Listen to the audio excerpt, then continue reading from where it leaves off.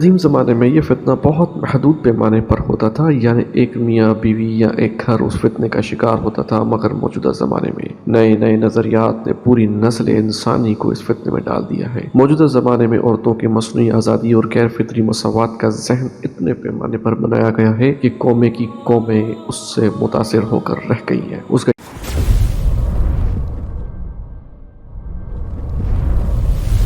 ناظرین، بدی کا سب سے برا جذبہ شہوت ہے جو انسان کو بد کرداری پر، عزت اور عصمتوں کو پامال کرنے پر اکساتا ہے، اور قرآن مجید سے آپ دیکھیں تو آپ کو سمجھ آتی ہے کہ اس شر کا، اس شہوت کا راستہ انسان کے وجود کے اندر انسان کی آنکھوں سے اترتا ہے، اور اگر انسان اپنی آنکھوں کی حفاظت کرے، اپنی نگاہ کی حفاظت کرے، تو انسان اپنی شرمگاہ کی حفاظت کر سکتا ہے۔ سورہ نور کی آیت 31 میں جو حکم آیا، اس پر مفسرین نے بڑا یہ لطیف نقطہ اٹھایا کہ آنکھوں کا جھکانا اللہ پاک نے پہلے بیان کیا اور شرمگاہ کی حفاظت اللہ پاک نے بعد میں بیان فرمائی، اور اس کی حکمت انہوں نے یہ بیان کی کہ جب تم آنکھوں کی حفاظت کرتے ہو تو تمہارے وجود کے اندر شرم و حیا پیدا ہو جاتا ہے جو تمہیں اس کی اگلے درجے کی برائی سے روک لیتا ہے۔ ناظرین، اور اگر ہم بات کریں مرد اور عورت کے تفرقے کی، تو اس کو سمجھنے کے لیے نبی پاک صلی اللہ علیہ وسلم کی اس حدیث پر غور کریں۔ حضرت جابر بن عبداللہ کہتے ہیں کہ میں نے رسول اللہ صلی اللہ علیہ وسلم کو یہ کہتے سنا، ابلیس کا تخت سمندر کے اوپر ہے اور وہ اپنے دستے بھیجتا ہے تو وہ انسانوں کو گمراہ کرتے ہیں۔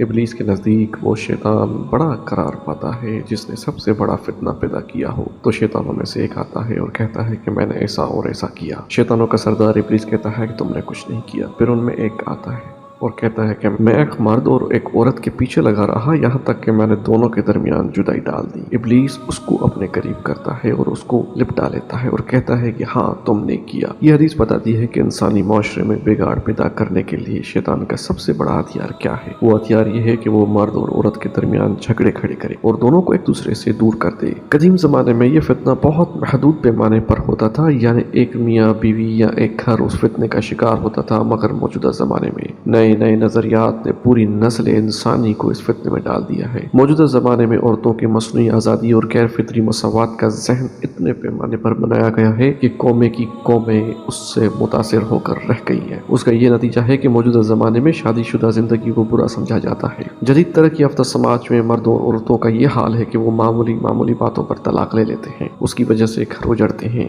بچے اپنے ماں باپ سے چھوٹ کر مجرمین کے گروہ میں شامل ہو جاتے ہیں۔ جنسی خاندانی بندھن کا پابند نہ ہونے کا مزاج موجودہ زمانے میں بہت بڑے پیمانے پر پیدا ہوا ہے، اور وہ بلا شبہ موجودہ زمانے کا سب سے بڑا مسئلہ ہے۔ گھر کے بگڑنے سے پورا معاشرہ بگڑتا ہے اور معاشرے بگڑنے سے پوری قوم بگڑ جاتی ہے۔ ناظرین، آج کی تمام بحث میرا جسم میری مرضی کی تحریک چلانے والوں، ان کی سپورٹ کرنے والوں کے متعلق ہے۔ ہماری ہر ایک دلیل اسی کانٹیکسٹ میں ہے اور ہمارا موضوع بھی انہی عورتوں کے متعلق ہے جو آج ابلیس کا ہتھیار بن چکی ہیں۔ یقیناً ہر دور میں ابلیس کی پیروکار ایسی ہی سوچ رکھنے والی عورتیں رہی ہوں گی۔ مروی ہے کہ جب اللہ تعالیٰ نے عورتوں کو پیدا فرمایا تو شیطان بہت خوش ہوا اور اس نے کہا کہ یہ میرا جال ہے اور جس کے لیے میں ان کو لگاؤں گا تو یہ خطا نہ ہوں گے۔ نبی کریم صلی اللہ علیہ وسلم نے فرمایا کہ شیطان کا سب سے مضبوط ہتھیار عورتیں ہیں۔ ناظرین، ایک آخری حکایت پیش کرتے ہوئے ہم موضوع کو آگے بڑھائیں گے۔ علامہ ابن جوزی 6 صدی ہجری کے ایک مشہور عالم، واعظ اور مصنف ہیں۔ آپ اپنی مشہور زمانہ کتاب تلبیس ابلیس میں شیطان کے پھندوں کا ذکر کیا ہے کہ کس طرح شیطان انسان پر حملہ آور ہوتا ہے اور اسے راہ راست سے ہٹا دیتا ہے۔ اسی کتاب میں انہوں نے ایک واقعہ بیان کیا ہے جس کا خلاصہ یہ ہے کہ کسی جگہ پر ایک بہت عابد اور زاہد شخص رہا کرتا تھا۔ وہ ہمہ وقت عبادت میں مشغول رہتا تھا اور دنیاوی کاموں سے کوئی رغبت نہ رکھتا تھا۔ ایک دن اس کے محلے میں ایک شخص اس کے پاس آیا اور اس سے کہا کہ وہ اس کی بہن کے کھانے پینے کا ذمہ لے لے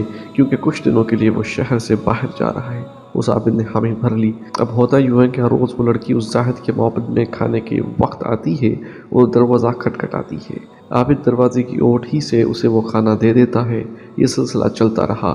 ایک دن شیطان نے عابد کے دل میں یہ وسوسہ ڈالا کہ وہ لڑکی اتنی دور سے چل کر آتی ہے، 10 لوگ اسے دیکھتے ہیں، تو اس تکلیف سے بچانے کے لیے کیوں نہ عابد ہی اس کے گھر پر کھانا پہنچا دیا کرے۔ عابد کو لڑکی سے بڑی ہمدردی محسوس ہوئی اور اس نے یہی کرنے کا فیصلہ کر لیا۔ چنانچہ اب عابد روزانہ اس کے دروازے پر دستک دیتا اور لڑکی اوٹ سے کھانا لے لیتی اور عابد واپس چلا جاتا۔ پھر شیطان نے مزید وسوسہ ڈالا کہ یہ لڑکی اکیلی گلی ہے اس کی دلجوئی کے لیے کیوں نہ دروازے پر کھڑے کھڑے اس سے بات کر لی جائے، اس طرح اس کا دل بھی بہل جائے گا۔ اس مرتبہ بھی عابد نے عقل کے بجائے وسوسے پر عمل کیا اور وہ لڑکی سے باتیں کرنے لگا۔ جب کچھ دن گزرے تو شیطان نے سمجھایا کہ اس طرح باہر کھڑے ہو کر باتیں کرنا تو مناسب نہیں، 4 لوگ دیکھتے ہیں، بہتر ہے گھر میں بیٹھ کر دلجوئی کر لی جائے، آخر حرج ہی کیا ہے۔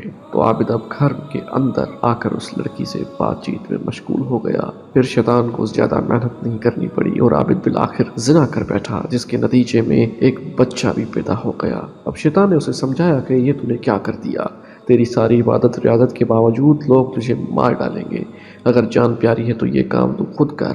پھر کیا تھا، عابد نے لڑکی اور بچے دونوں کو قتل کر کے اسی مکان کے نیچے دفن کر دیا۔ کچھ عرصے بعد اس لڑکی کا بھائی واپس آیا اور اس لڑکی کے بارے میں پوچھا۔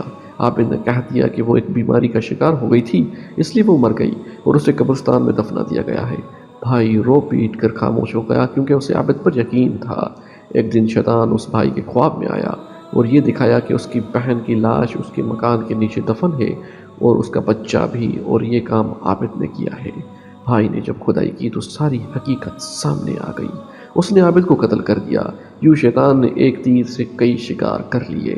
یہ ایک حکایت ہے، اس کا اطلاق اگر ہم آج اپنی سوسائٹی میں کریں تو شیطان مختلف ہتھیاروں سے لیس ہو کر عورتوں اور مردوں کو ورگلا رہا ہے وہ اپنے رب کی نافرمانی کریں۔ مثال کے طور پر وہ تعلیمی اداروں میں نوجوان لڑکے اور لڑکیوں کو ورگلاتا ہے، ایک دوسرے کو غلط نگاہ دیکھیں، اور بہانہ یہی ہے کہ اس سے کیا ہوتا ہے، صرف دیکھ ہی تو رہے ہیں۔ جب اس میں کامیاب ہو جاتا ہے تو ایک دوسرے کے دل میں ہمدردی کے جذبات پیدا کرتا ہے، چنانچہ ایک نوجوان صنف مخالف کی معمولی تکلیف پر بھی اس سے ہمدردی محسوس کرتا ہے اور اسے دور کرنا اپنا فرض عین سمجھتا ہے۔ ہیلا وہی کہ یہ تو ایک اچھا کام ہے۔ اگلے مرحلے میں بات چیت کا آغاز ہوتا ہے، جس کے پیچھے یہی محرک ہے کہ بات چیت میں کیا حرج ہے۔